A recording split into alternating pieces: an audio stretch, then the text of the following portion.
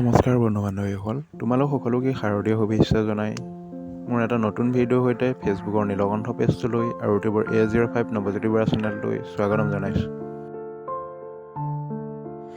শৰৎ মানেই যেন তলসৰা শেৱালিৰ সুবাস, আৰু সেই আমোলমোল শেৱালিৰ সুবাসেই যেন আদৰি আনিছে দুৰ্গা পূজা বুলি ক'লেই যেন মোৰ জন্মভূমি দা ধৰাৰ আন এক আকৰ্ষণৰ কেন্দ্ৰবিন্দু হৈ পৰে দাত।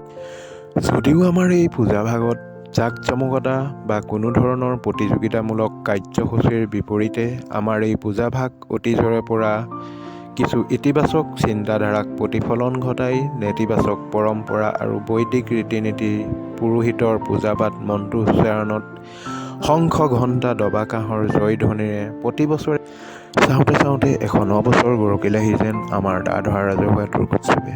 ব'লাচোন তোমালোকক পোনে পোনে কমিটিৰ কাষলৈ লৈ যাওঁ।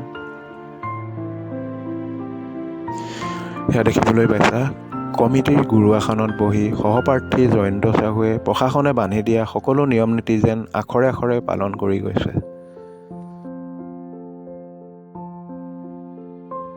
প্ৰথমেই তোমালোকক কৈ আহিছোঁ, যদিও আমাৰ এই পূজাভাগত জাক-জমকতাই প্ৰাধান্য নাপায়, তথাপিও আমাৰ এই পূজাভাগ অতীজৰে পৰা বৈদিক ৰীতি-নীতি আৰু পৰম্পৰাৰে পালন কৰি অহা হৈছে। এতিয়া তোমালোকক পোনে পোনে লৈ আনিছোঁ দা ধৰাৰ দ্বিতীয় ভাগ পূজা মণ্ডপলৈ।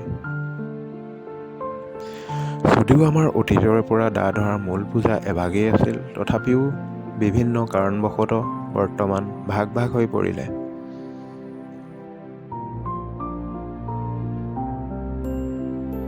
বাৰু যাই কি নহওক, দুৰ্গা পূজা বুলি ক'লেই দা ধৰাৰ একেই গৌৰৱ। ইয়াত কমিটিৰ মানুহ কোনো দেখা পোৱা নাই যদিও ব'লা তোমালোকক পোনে পোনে মাৰ কাষলৈ লৈ যাওঁ।